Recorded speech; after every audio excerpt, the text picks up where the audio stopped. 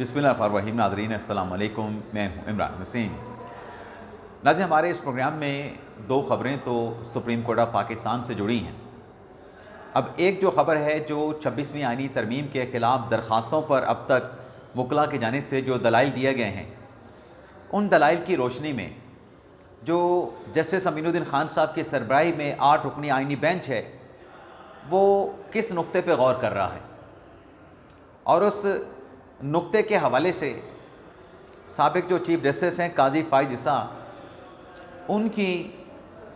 Supreme court के bench में वापसी से मुतल्लिक़ क्या मामला है। दूसरी ख़बर, जो इमरान खान साहब ने फ़ैसला किया, उस फ़ैसले के ख़िलाफ़ तहरीक इंसाफ ने सुप्रीम कोर्ट से रिजू किया है। अब इमरान खान के ख़िलाफ़ या इमरान खान के फ़ैसले पर तहरीक इंसाफ का सुप्रीम कोर्ट से रिजू करना, ये क्या मामला है, इसकी डिटेल भी प्रोग्राम में आपके साथ हम शेयर करेंगे। लेकिन प्रोग्राम का आगाज़ हम करेंगे जो खैबर पख्तूनख्वा में इस वक्त सियासी एक्टिविटीज़ चल रही हैं। एक तो नाज़रीन आपको बता दें कि मुख्तलिफ़ चैनल्स पे जो रिपोर्ट किया गया है, रात गए जो पाकिस्तान तहरीक इंसाफ की क़यादत का, जिसमें स्पीकर खैबर पख्तूनख्वा असम्बली असद कैसर, सलमान अकरम राजा, सुहेल अफरीदी, जुनैद अकबर, रात गए PTI की इस क़यादत का जो इजलास हुआ है, इस इजलास के बाद वाइडली नेशनल मीडिया पे ये रिपोर्ट हो रहा है कि आज 3 बजे KP असम्बली का जो इजलास है, वो इजलास बुला लिया गया है। अब इस इजलास में एक तो मामला ये होगा कि जो इल्ज़ामात लगे हैं कल की प्रेस कॉन्फ्रेंस के बाद, एक तो उन इल्ज़ामात का जवाब दिया जाएगा, क्योंकि असम्बली भी मौजूद है और अभी तक काबीना भी मौजूद है।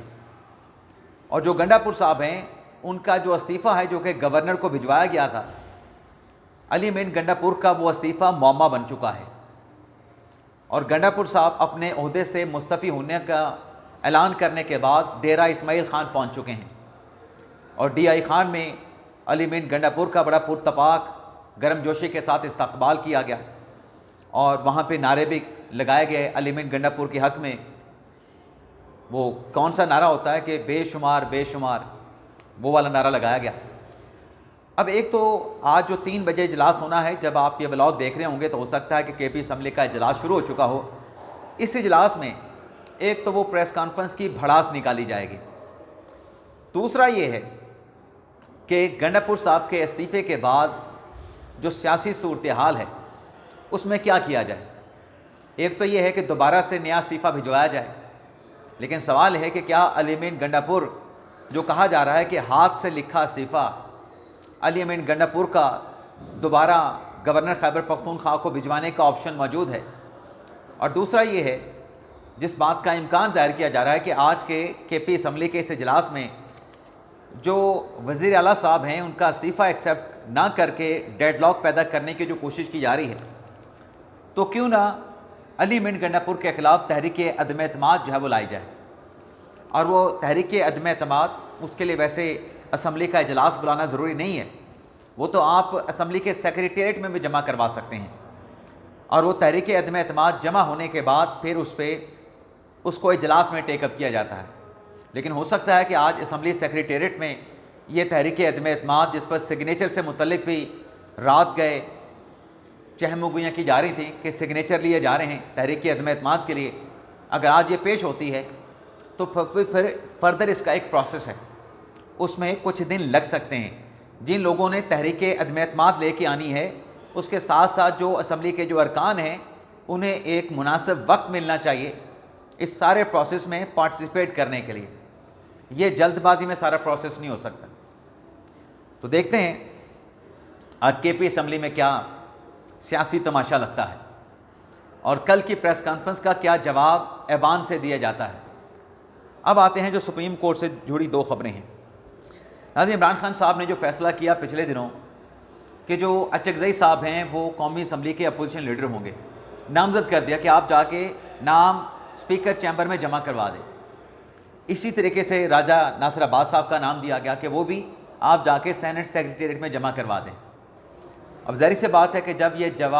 ये नाम वहाँ पे सबमिट नॉमिनेशन कर दी जाएंगी तो फिर उसके बाद स्पीकर ने और सेनेट के जो चेयरमैन हैं उन्होंने नोटिफिकेशन जारी करना है लेकिन इसी के पैरेलल बैरिस्टर गौर साहब ने एक पटिशन सुप्रीम कोर्ट में गुजारी है उमर अय्यूब की तरफ से और शिबली फराज की तरफ से, जिसमें पीटीआई के चेयरमैन बैरिस्टर गौर साहब का ये कहना है कि जो इलेक्शन कमीशन का फैसला है उमर अय्यूब को और शिबली फराज साहब को डी नोटिफाई करके डिस्क्वालीफाई करार दे के, जो कि किसी रेफरेंस पे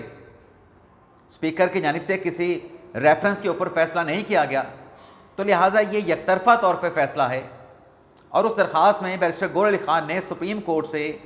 ये दरख्वास्त की है कि आप फौरी तौर पे इस दरख्वास्त को टेकअप करें समाअत के लिए,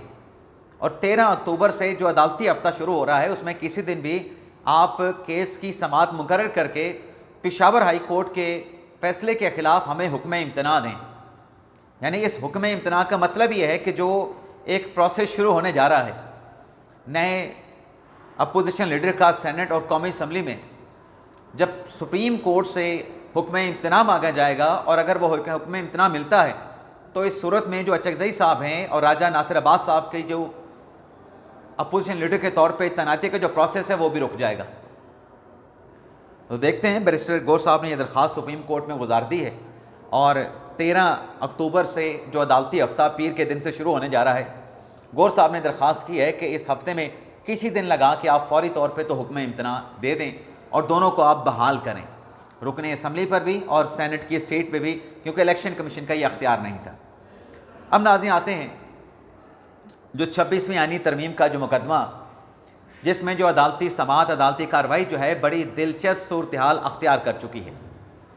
और आपके नॉलेज में है कि जो आखिरी दलाइल देने का आगाज़ किया गया आबिद ज़ुबैरी साहब की तरफ से, उनके दलाइल पीर के दिन दोबारा से वो अपने दलाइल का आगाज़ करेंगे। और ज़ुबैरी साहब के दलाइल से पहले एक तो लाइव स्ट्रीमिंग की एप्लीकेशन एक्सेप्ट हो चुकी है, और लाइव स्ट्रीमिंग की एप्लीकेशन एक्सेप्ट होने के बाद जो बेंच पे एतराज़ है कि बड़ा बेंच बनाएं, तो बेंच पर एतराज़ के हवाले से और फुल कोर्ट की तश्कील के हवाले से हामिद खान साहब और मुनीर मलिक साहब की जो दलाइल हैं वो मुकम्मल हो चुके हैं। आबिद ज़ुबैरी साहब ने भी इसी नुक्ते पे दलाइल देने हैं कि फुल कोर्ट जो है वो तश्कील दिया जाए। अब इस सारी सूरत हाल में नाज़रीन अब तक जो दलाइल पेश किए गए हैं, अदालत की तरफ से बार बार सवाल यही किया गया है कि आर्टिकल 191A को हम नज़रअंदाज नहीं कर सकते हैं। कैसे नज़रअंदाज करते हैं जब आइनी बेंच तख्लीक़ी आर्टिकल 191A के तहत है। अब इनडायरेक्टली जो है जो 26वीं आइनी तरमीम के ख़िलाफ़ जितने भी दरख्वास्त गुज़ारान अदालत में मौजूद हैं, वो दरअसल रिक्वेस्ट क्या कर रहे हैं, वो रिक्वेस्ट ये कर रहे हैं, मुँह से तो नहीं कह रहे, दलाइल से तो नहीं कह रहे, रिक्वेस्ट ये है कि आप आइनी तरमीम को सस्पेंड करके इस मुकदमे की समाअत करें। ज़ाहिर सी बात है कि जब आइनी तरमीम सस्पेंड होगी तो सस्पेंड होने की सूरत में जो 21-22 अक्टूबर वाली जो सूरत हाल है, 26वीं आइनी तरमीम से पहले वाला जो कॉन्स्टिट्यूशन है वो बहाल हो जाएगा। लेकिन यहाँ पे अदालती जो फ़ैसले हैं, अदालती जो फ़ैसलों की जो नज़ाइर हैं वो ये बताती हैं कि आइनी तरमीम तो दरकिनार, किसी कानून का कोई सिंगल जो आर्टिकल है वो भी आप सस्पेंड नहीं कर सकते, आप उसका जुडिशियल रिव्यू करने के बाद उसको कलअदम करार ज़रूर दे सकते हैं। लेकिन माजी की हमने मिसालें देखी कि जब बंदयाल साहब चीफ जस्टिस थे तो उनकी तरफ से जब एक ऑडियो लीक कमीशन बना काजी फैसल साहब की सरबराही में, और उस ऑडियो लीक कमीशन ने उस ऑडियो की इंक्वायरी भी करनी थी जो उमरता बंदयाल साहब की अपनी खुश दामन उनकी सास से मुतल्लिका जो ऑडियो थी उसकी इंक्वायरी भी करना थी। तो बंदयाल साहब उस बेंच में बैठे, 5 रुकनी बेंच को उन्होंने सरबराही की, उसको हेड किया, और फिर ऑडियो लीक कमीशन को कार्रवाई से रोक दिया गया। सिर्फ ये नहीं कि उमरता बंदयाल साहब अपने मामले से जुड़े बेंच की उन्होंने सरबराही की, बल्कि जब पार्लियामेंट की जानिब से प्रैक्टिस एंड प्रोसीजर कानून बनाया गया जिसमें चीफ जस्टिस के अख्तियारात को रेगुलेट किया गया था, जिसमें बंदयाल साहब बराह रास्त मुतासरा फरीक थे, उस प्रैक्टिस एंड प्रोसीजर कानून के ख़िलाफ़ भी जो दरख्वास्तें आई थीं, उन दरख्वास्तों पर तश्कील दिए गए बेंच को भी उमरता बंदयाल साहब ने हेड किया था। ना सिर्फ बेंच को हेड किया था बल्कि जो कानून बना था प्रैक्टिस एंड प्रोसीजर उसको मुअत्तल करके, सस्पेंड करके फिर उस केस को समाअत के लिए लगाया ही नहीं गया था। ना सिर्फ प्रैक्टिस एंड प्रोसीजर केस को समाअत के लिए दोबारा नहीं लगाया गया, ज़ेर इल्तवा में डाल दिया गया। जो आइडियल लीग कमीशन था उस पर भी हुक्म इम्तना दे के उस केस को भी इल्तवा में डाल दिया गया था। दोबारा वो केस बंदयाल साहब ने फिर सुना नहीं था। उनकी रिटायरमेंट के बाद फिर ये केसेस या तो काजी फैसल साहब ने सुना या फिर आईनी बेंच ने आइडियल लीग कमीशन वाला केस सुना। अब नाज़रीन, अब तक जो दलाइल दिए गए हैं, अदालत वकला से ये कह रही है कि हमें रास्ता दिखाएं कि कैसे जो आप कहते हैं कि 26वीं आईनी तरमीम से पहले जो सूरत हाल थी, जो जजेस मौजूद थे, उन जजेस पर मुश्तमिल कैसे बेंच बना दें, हमें आप रास्ता दिखाएं। अब नाज़रीन, जो वकला ने दलाइल दिए हैं, वकला तो दरअसल अपने दलाइल में ये कह रहे हैं कि जो 26वीं आईनी तरमीम से पहले वाली सूरत हाल है, आप क्लॉक को रिवर्स करें। क्लॉक को आप रिवर्स करें 21-22 अक्टूबर की जगह पे या 20 अक्टूबर की जगह पे, जब तक ये 26वीं आईनी तरमीम पार्लियामेंट से पास नहीं की गई थी। अब ये जो वकला की दलील है, चाहे हामिद खान साहब की है, चाहे हमारे बुज़ुर्ग वकील मुनीर मलिक साहब की है, उनका बड़ा एहतराम है मेरे लिए, या आबिद ज़ुबैरी साहब का ये मौक़िफ़ है। अब अगर 20 अक्टूबर की सूरत हाल पर यह बेंच चले जाता है, फ़र्ज़ करें चले जाता है, तो 20 अक्टूबर को तो चीफ जस्टिस काजी फाइज ईसा थे, तो क्या 26वीं आईनी तरमीम के ख़िलाफ़ जो दरख्वास्त गुज़ारान हैं, अगर क्लॉक को रिवर्स करना चाहते हैं, क्या वो इस बात को फिर एक्सेप्ट करेंगे कि काजी फाइज ईसा बेंच की सरबराही करें? उस वक्त जो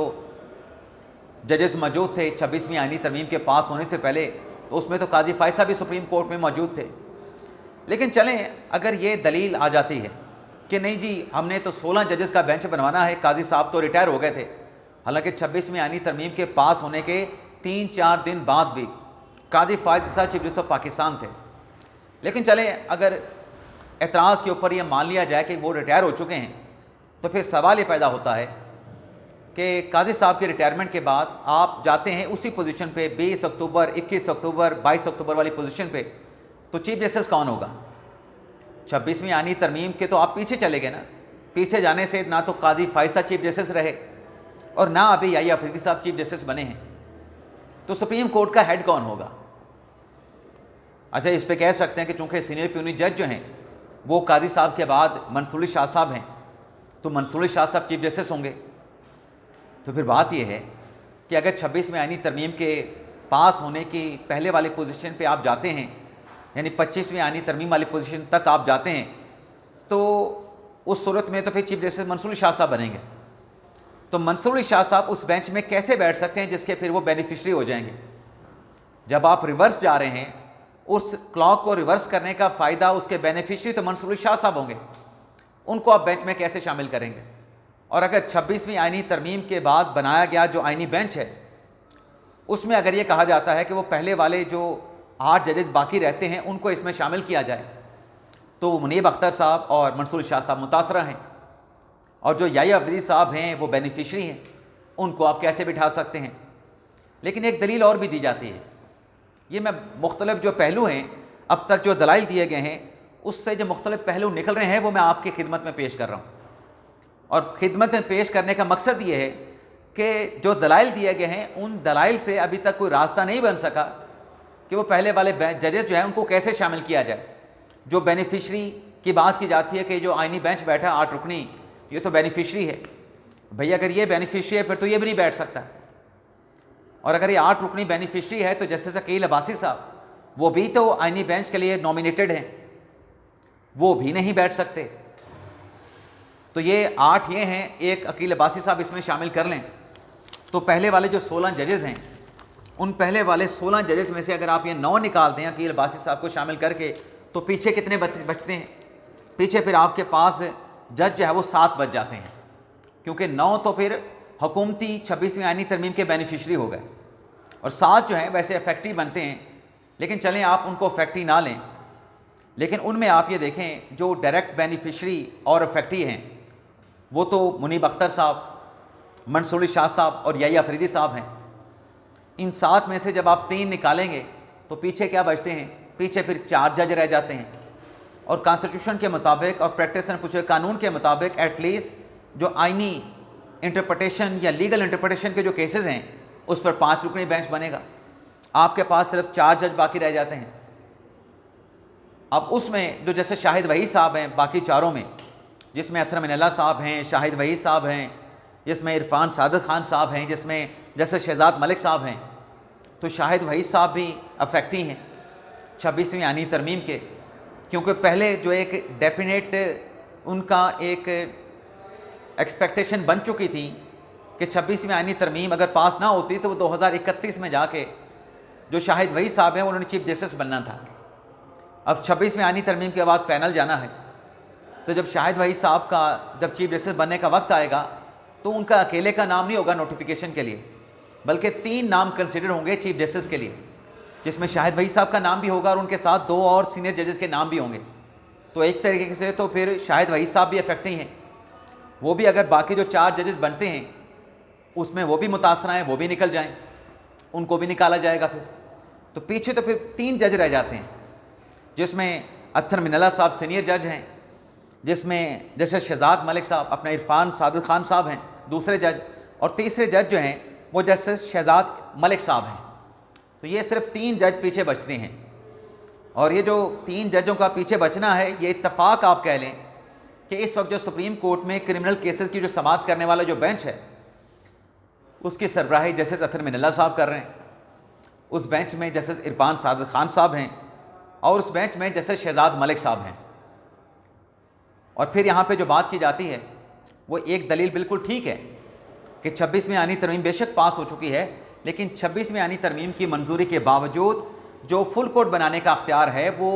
चीफ जस्टिस के पास या जो प्रैक्टिस एंड प्रोसीजर कमेटी है उसके पास ये अख्तियार मौजूद है। ये दलील वकला की ठीक है कि फुल कोर्ट बन सकता है, लेकिन यहाँ पे सवाल ये है कि ये फुल कोर्ट जो प्रैक्टिस एंड प्रोसीजर कमेटी जिसमें याहिया अफरीदी साहब हैं, अफरीदी साहब हैं, मंसूर शाह साहब हैं, अमीनुद्दीन खान साहब हैं, ये जो फुल कोर्ट बनाएगा ये मुकदमा कौन सा सुनेगा? ये फुल कोर्ट फिर ये 26वीं तरमीम वाला मुकदमा नहीं सुन सकता, ये तो फिर सुनेगा मुकदमा कोई प्रॉपर्टी का, जायदाद के तनाज़े का, कोई क्रिमिनल केस, कोई कंपनी केस, कोई टैक्स से जुड़ा केस।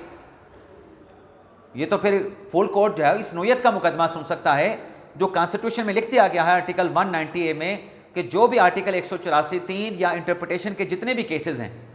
चाहे वो लॉ के इंटरप्रिटेशन है, चाहे वो कॉन्स्टिट्यूशन की इंटरप्रिटेशन है, वो आईनी बेंच ही सुनेगा। तो नाज़रीन, जो अब तक दलाइल दिए गए हैं उन दलाइल के बाद तो फिर सूरत ये बनती है कि कौन सा बेंच बनेगा, कैसे बनेगा, उसमें कौन शामिल होगा, कौन शामिल नहीं होगा। उम्मीद करता हूँ कि ये जो व्लॉग हमने किया है यह आपके लिए काफ़ी इंटरटेन करने वाला होगा। इजाज़त चाहते हैं नाज़रीन, अल्लाह हाफ़िज़।